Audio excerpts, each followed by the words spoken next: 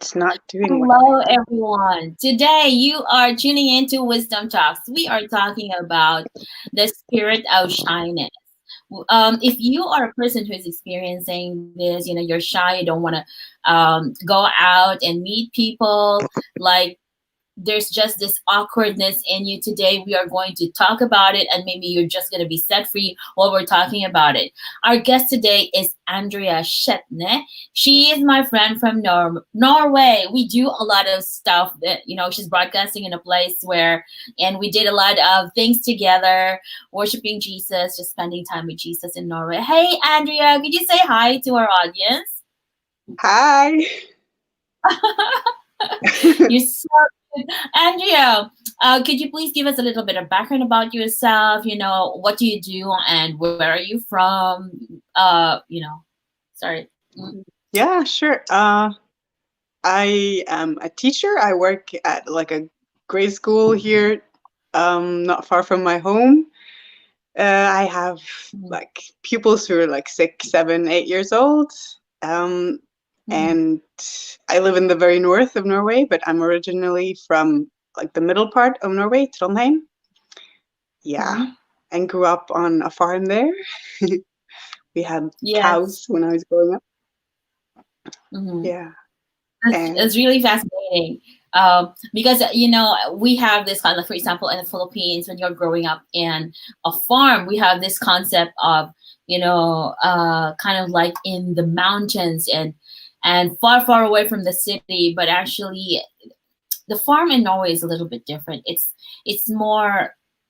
I love the farm life in Norway. There's the solemn thing that you do, just being with nature and animals.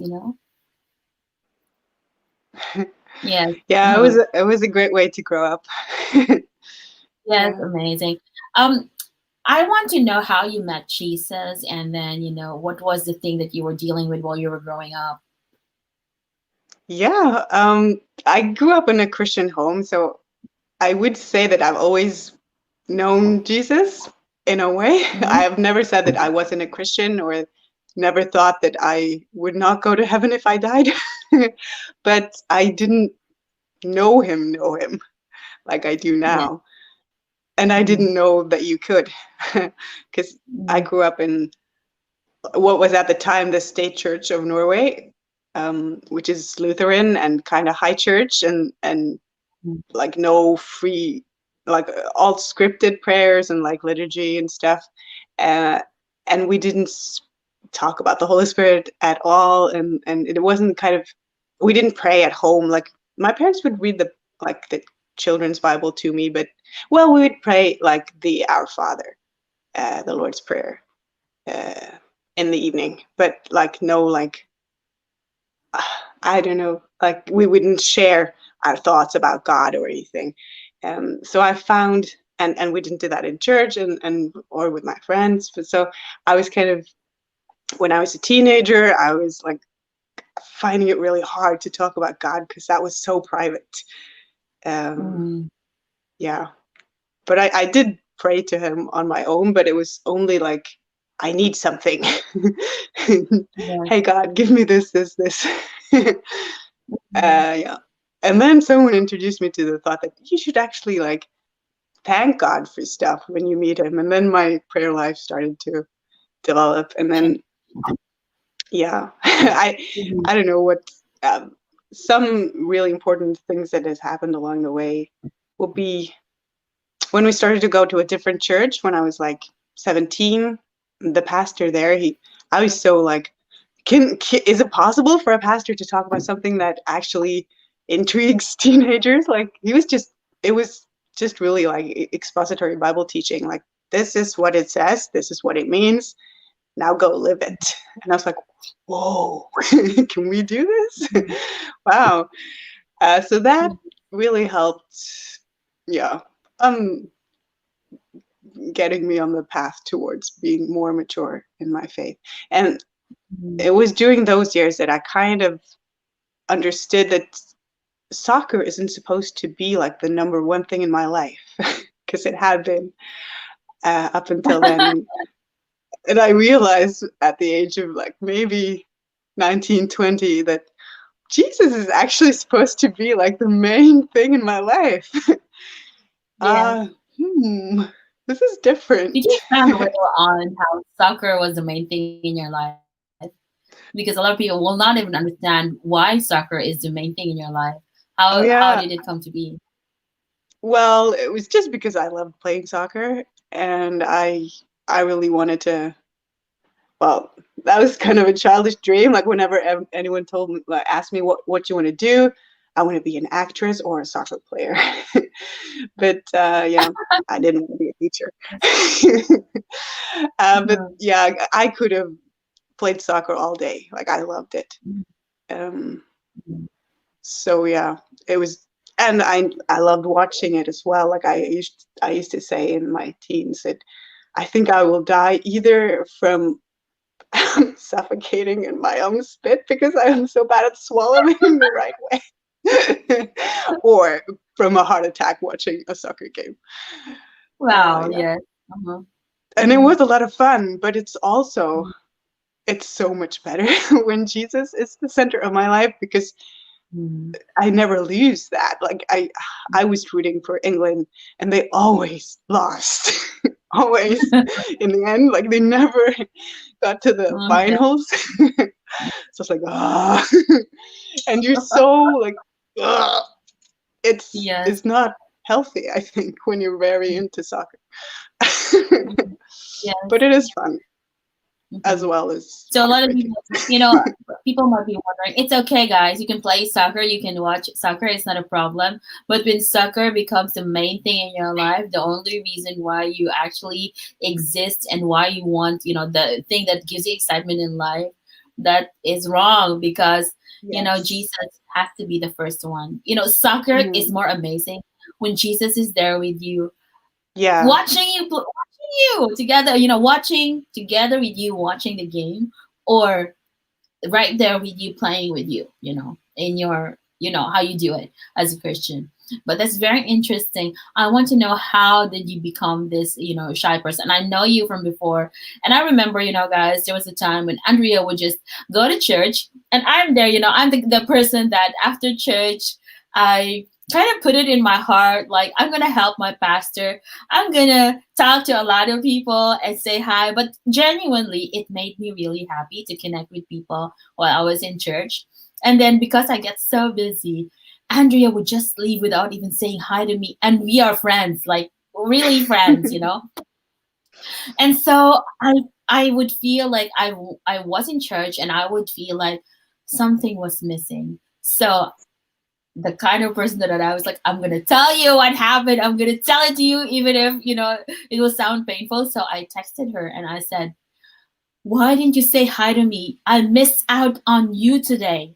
You were there. I know my my brain saw you, like my eyes saw you there, and I wanted to approach you in my mind. I wanted to approach you, but you were already gone." So Anya would go into the church, and sometimes she would go in and kind of like uh, remain in the corner or remain hidden. Like she's there, but she wants not to be seen, kind of thing. Is it? Am I right? Yes. Yeah, How that's did the that one thing that I become? missed from the church that I grew up in, that you can be like anonymous there. Yeah. Uh-huh. You don't have to have people like recognize you or give any attention to you. Yes, that like you didn't want any attention at all. Like how is that thought process of a shy person? Why do you do the things that you do then? I, you're just very uncertain how Mhm. to interact with people. It's because of you. Like I don't know what to say to anyone, so I'd rather not talk to them. Like, or if it's people you know well, then it's okay. I'm Mhm. very introvert, so I guess that's like I'm relaxed with people that I know, like my family and close friends. But when there are a lot of other people around, even if there are people that I know well, if they, as Sheila said, like if they're talking to other people and I'm like, I don't know where to stand, I don't mingle like extroverts Yes. do. Yes. And Mhm. yeah, so it's just like insecurity on just I don't have the social skills to small talk. Okay, Yeah. yes. Oh, which is really awesome. Like, And you're how did you afraid to kind of say something that the other person would feel that it was wrong or like be offended, or it's always like weighing your words not to say Mhm. anything out of place Yeah. because you're not sure what you should say. You know, we sometimes have conversations with people, like you're talking with this person right now, and then after you talk to this person, you're gonna go home and think about the conversation you had and run it over, and you'll probably, oh my Oh God, yeah. maybe I had something wrong there. Is it? Yeah. Oh, Oh what my if they God. thought I didn't mean that? Oh no. Ah. Oh yes, yes. Yeah, Because it's I constantly also hear this from an extrovert person thinking the same line of thought.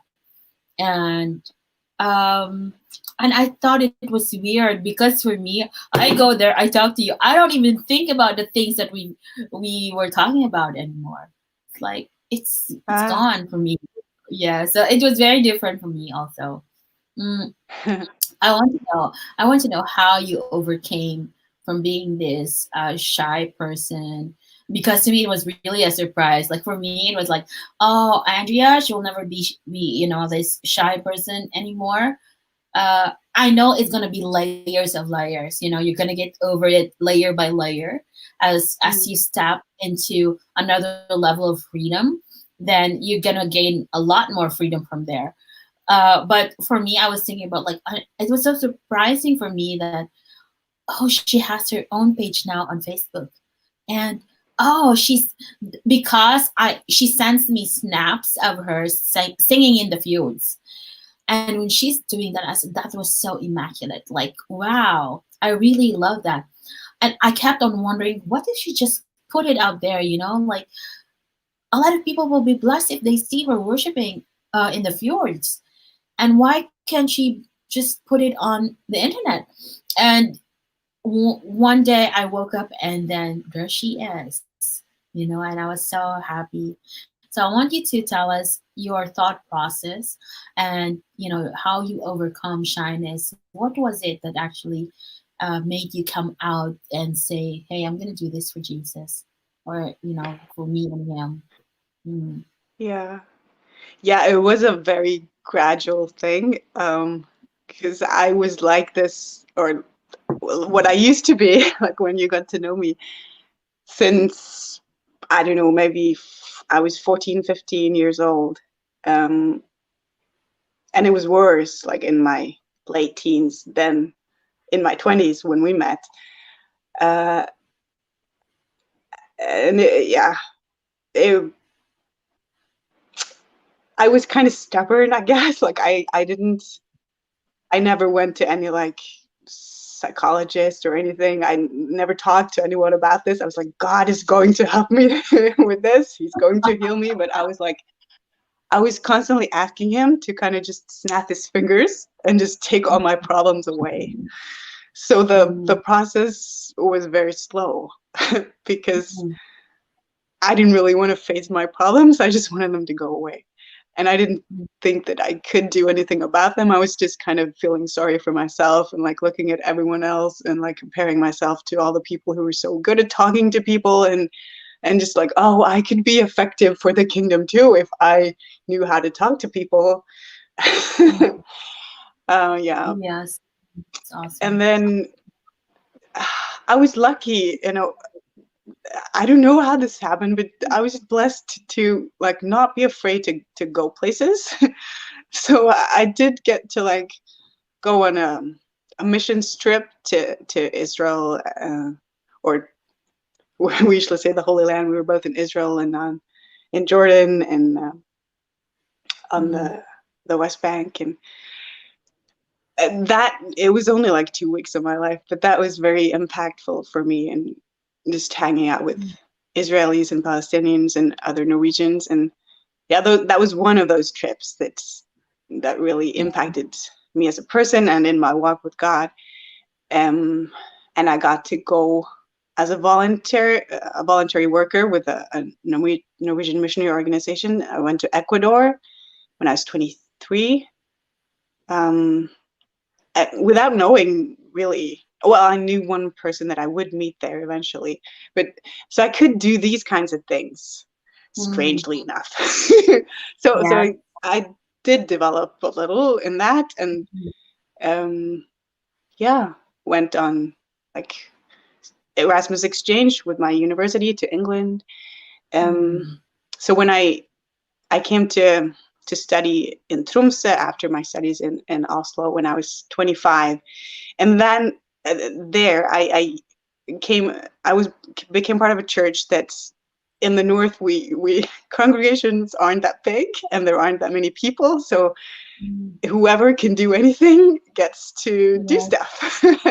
So I got to Mm. be part of like the singing group, the worship team, and also after a while I got to sort of lead, or I was pushed almost. I was very prompted Mm. to lead meetings, like lead the services, which I hated, but I'm so glad that I did it because yeah, I Mm. grew in that, and I ended up being also the leader of the CU, the Christian Union at the university, and all these things. Like these are things Andrea doesn't do.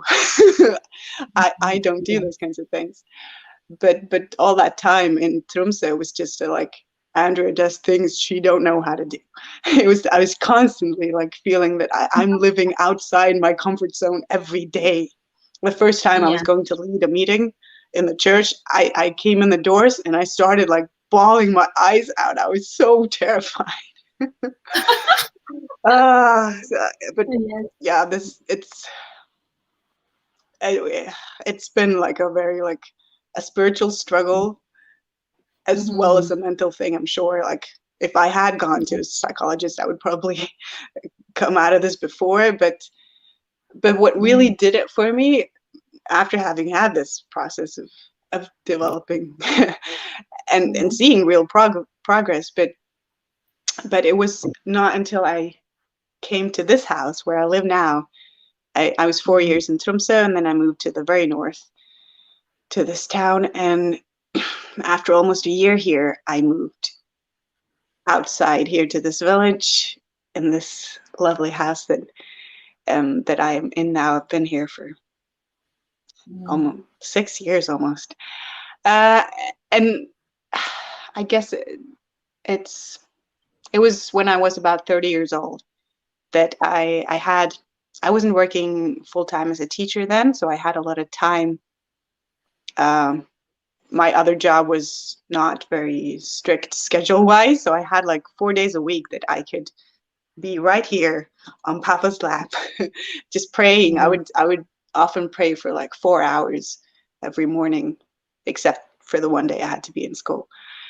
Mm. Um, and that's when he just led me to finally come to the point where I was able to say, okay, I I give up. It was like this was hitting rock bottom. I was like, it's not going anywhere. Like, yes, I'm seeing progress, but I'm 30 years old and I'm still like, people look at me and they think you behave like a 13-year-old, like, or not in like, but in terms of being so insecure, like, or 17-year-old, 16-year-old, I don't know. Uh, I can't go on like this. And I was like, Mm. okay, I don't expect you anymore to just uh, have everything magically disappear. Just teach me how to go through it. Mm. Yes. And that's when it kind of the process started speeding up. And Mm. yeah. And then like the final thing that made me able to establish the page that you were talking about was um that was a very spiritual fight. We have this thing in not just in Norway, but I think it's also in Denmark and Sweden. We call it the Janteloven, the law of Yeah. Yante, which is sort of these unspoken rules in society that don't think that you're better than anyone else, don't think that you are anything, have anything to offer, like all these kinds of everyone should be equal and no one should be like Mm. uh, Yes. craning their neck to achieve anything. I don't know. It's, uh, Yeah, I and then know. I was very Sorry. ingrained in that. Hmm. Uh, I understand. I understand this. Sorry to cut you.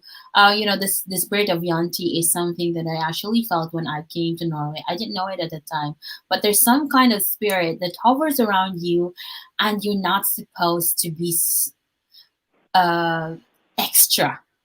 You're yeah. supposed to blend in the crowd, and don't be extra. So that's my kind of thing. But and I realize it also happens in other nations, like in Australia.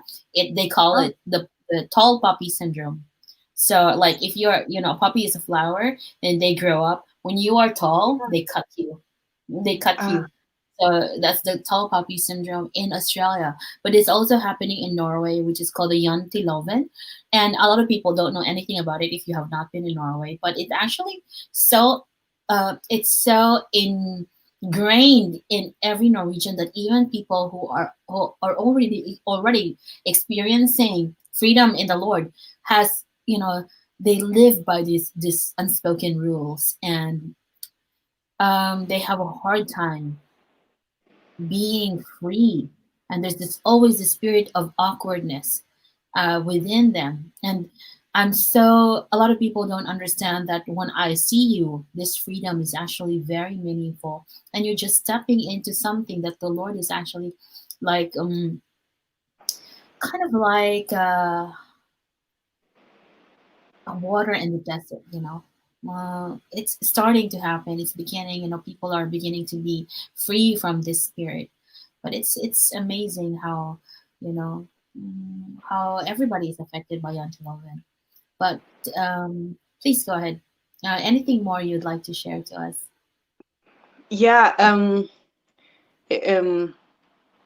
this happened late April of this year. That was God had been speaking to me for like a week. That, as Sheila mentioned, I'd been like sending out snaps, just Mm-hmm. short like snippets of just me singing whenever I was out in nature, just to kind of evangelize a little to Yes. whatever friends I have on Snapchat that are not Christian, Mm-hmm. and for my other friends to see, because they like nature and they like Christian songs. So, Mm-hmm. and then that had been going on for like maybe, yeah, a year and a half. But I didn't think I would do anything more. Like because I was too scared to like, oh, why do people want to listen to me? Like, yeah, you know. And Mm-hmm. then, yeah, I was so, I've never heard him speak to me that clearly. Like, it wasn't an audible voice or anything, but it was just like, I know that he wants me to make a page for this and like film and put out songs there. And he gave me like this list of how it would look like, what the content would be. And he even wanted me to speak on camera. I was like, okay, I can do a song. Do you want me to talk to the camera? Are you crazy? I literally, like, that was our conversation. Like a whole day, I was feeling so depressed. Like, are you crazy? God, you can't ask me Yes. to do this. You're Mm. insane. Yes. uh, Oh, that's such and freedom. So amazing. that was a Friday. And that whole day at work, in the evening, I was with friends. We were watching a movie about Jesus. And I was like, ugh, even though I'm watching Jesus, this is just depressing because I can't do this. And so I asked Sheila, I asked you and some other friends that I pray with to just, you have to pray for me now, because I'm feeling very strongly this attack of Janteloven. And there's Yes. something that God wants me to do, and I just can't do it. But I want to do it, but I can't. And then Yes. it was just like a day after, like Saturday, it started to lift. And then when I woke up Sunday morning, it was like Janteloven was gone from me. It was, and I've never been like in its grasp ever since. Like I can feel it, like just nudging me sometimes, but Yes. I can. but I feel I free was a from it, foreigner. and it's wonderful. I was a And foreigner. then, Sorry, Andrea. yeah. I was a foreigner, but I also felt that, how much more for a Norwegian. This spirit is very strong. I could hear it and I could feel it. Like even if for example I do lives even when I was in Norway, I'm shaking like, oh my gosh, I could feel like, I could hear people's thoughts. Like, why are you even doing that? So it Why are was you going affecting you live? too? It was, even if I was a foreigner. And the Wow. first, yes, I was there, and the first, a lot of people like they have been there for a long time and they don't know what Yante is. But the moment my feet hit Alta, when I felt this spirit, like this was really really strong, and it was hovering around the nation, and it was hovering around the people, and it's kind of like a very heavy spirit that was pushing down everybody. And for example, I have a talk show now. I have Wonder Woman. If I am in Norway, even if I am a foreigner and I am not into the Yante thing, I would not be able to release this online because of this spirit that is constantly nagging you on not being so extra. Like, who do you think you are? It questions your identity and your ability, and like you're not doing something great. You're just ordinary. You don't need to do that. Who's gonna watch you? Those spirits, it's very strong in Norway. So I understand that this is something that is a breakthrough for you. So that's why I encourage you to do it. But now, when we're talking about it now, it's so refreshing. Like, wow, this is really it. Hmm. Yeah, it's a totally different life. It's, Yes, I know. it's amazing. Hmm. Uh, How do and you I, feel? How do you yeah, just feel? just in every area of my life, like at work as well. Like my colleagues, they see it. They're like, "Huh, you actually have opinions." You, Oh, I can still have comments like that, like that. Oh, it's so oh, nice now to see that you actually are like you're not afraid to voice your what you think. And yeah, it's yes, yes. true. I like this. How Uh, does it feel like to have this freedom now that that you can express yourself freely and more, what do you call this, just more than an average person can actually express themselves this freedom. I'm sorry, I'm actually changing my mindset into the Norwegian culture because having your page and being out there is actually extra for the yes. Norwegians. Hmm. So how is this like beneficial to you? What are the things that you've seen that is a progress in terms of your relationship to the Lord and yourself, the way you are, and people around you? Well, I think the only reason I was ready for this now was Mm-hmm. because I had finally learned to trust him. Like that was he took me through like a pair when quarantine hit in like middle of March in Norway. I was loving it, to be honest, because I suddenly had all this time that I could be alone with God, and I felt like He had like ordained that time for us, for just like He was grabbing hold of me and just taking me by the collar of my jacket and placing me down in my living room to just stay here. We are going to, you're going to Yes. be with me now. Yes. Awesome. And he was just teaching me about himself, knowing him in a totally different way that I didn't before. And we could actually talk, like talk, and Mm-hmm. just this realization that he lives in me. He's not just right here; he's in me all the time. Wherever I go, he's there. Um, and and just that there was also this final like thing in my life that I was sort of just holding on to, that I want to be in control of this area of my life, because I don't trust you to fix this the way that I want it to be. Mm-hmm. That I just finally surrendered that, and just I give you everything now because I trust you, because I wasn't afraid anymore that he would not. it was, the thing was like, I was praying for a husband. I wanted to have a family, and I was like, if I give you control of this, maybe I won't get married. But I Yes. suddenly just realized that if he doesn't want me to get married, then I don't want to get married. Like, you are Mm, enough. And mm, and it was just that trust that made everything possible. And mhm. so when quarantine lifted and I had had this experience of being set free from Yante, and at first I was kind of, I liked being in my house all alone. It was kind of, because I am an Yeah. introvert, still am, I always will be, I guess.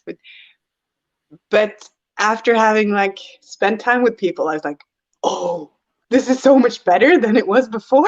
It's, I don't have to worry about like if people Mhm. misinterpret something that I say, because I know that I didn't mean to be mean.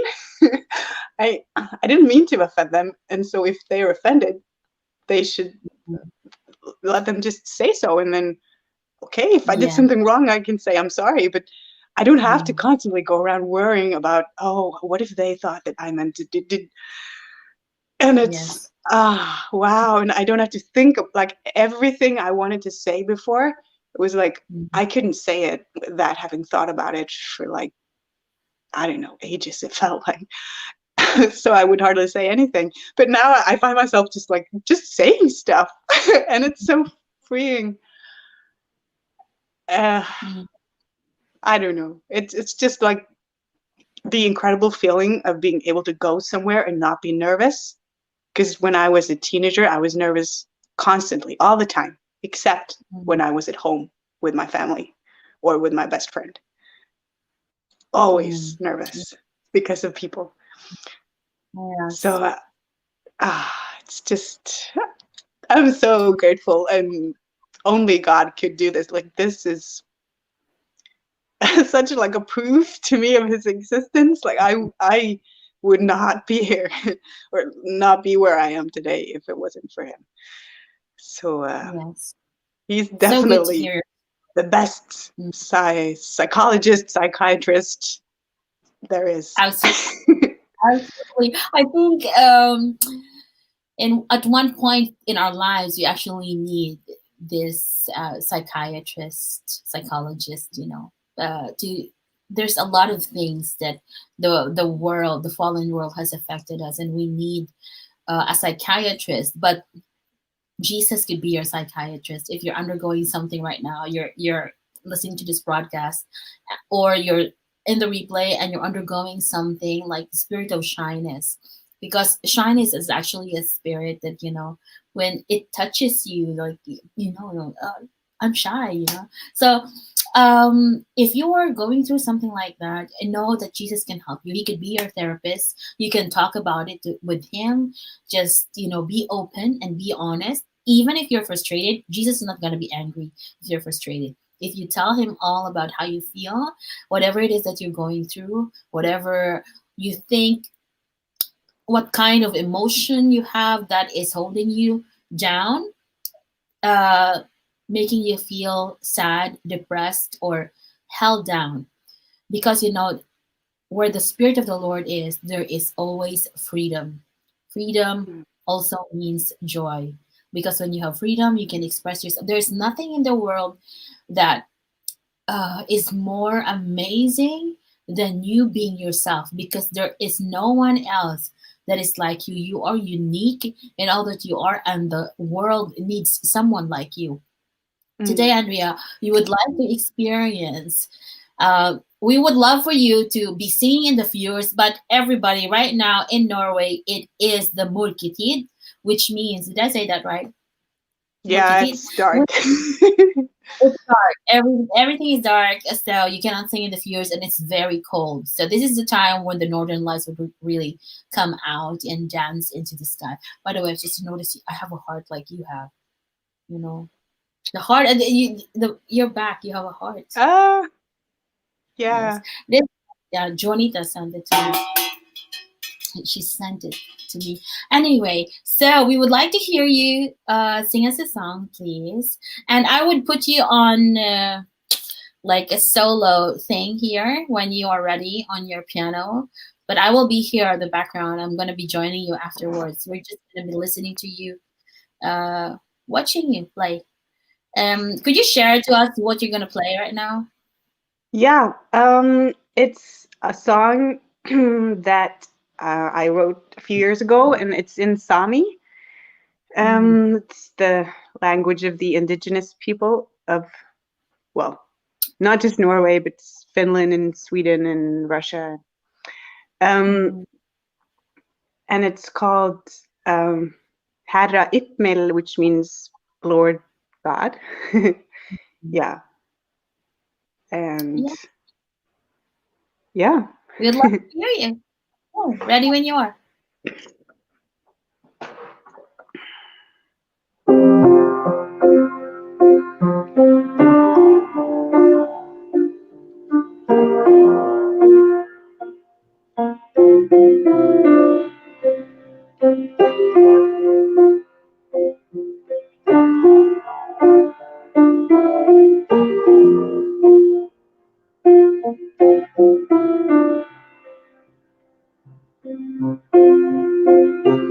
Herra Itmel, don't laugh at me. I know I am married to silence. Don't laugh at me. Vamos haciendo tú.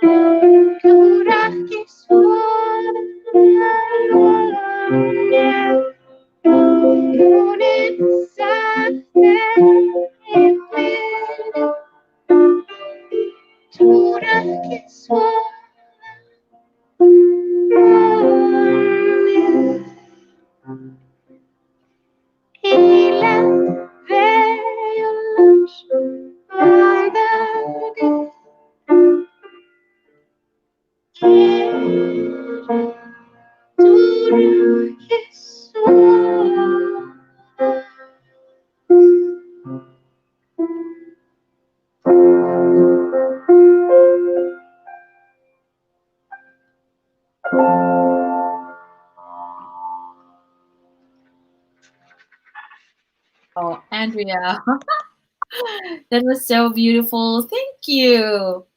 That was so amazing. It just brings back a lot of memories from, the conferences that we went to. I love I love worshiping Jesus in different languages, and I really love, was that Yoiking?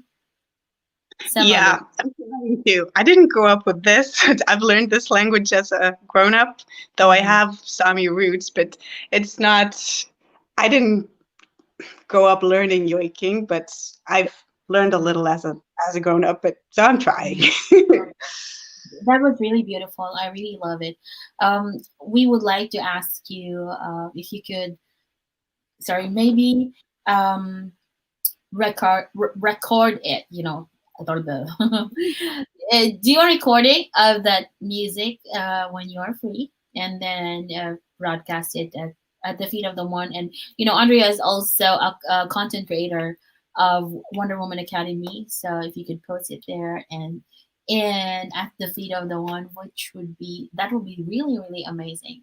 We would love to hear it, and it's with a very clear audio, like you know, with all the sounds and everything. It was beautiful, Andrea. Thank you so much for being here, and thank you for sharing your music with us, your experience, and your own breakthrough.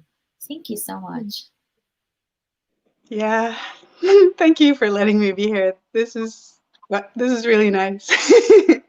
Yeah, thank you. It was so I don't know. I was a little bit teary eyed, because I remember the memories that we had together as friends, like going to conferences, and it was also together with you that I first experienced the amazing. Uh, there's a lot of things that the world actually do not see yet. Like for example, that I had the privilege of seeing. One of this is when the Sami people worship the Lord with the music, the yoiking. To me, it's like it's very similar to when the Africans are worshiping the Lord with their drums, the anointed drums. So to me, it's like it's doing something in my heart, like pulling me towards His presence. So I don't know how to say that. But it was really amazing. Thank you, Mm. Andrea. Thank you for being here. Thank you guys for watching. You can say goodbye to your viewers now. Okay, thank you guys for watching. You are spectacular. Tune in again to our next broadcast with Wisdom Talks. Bye.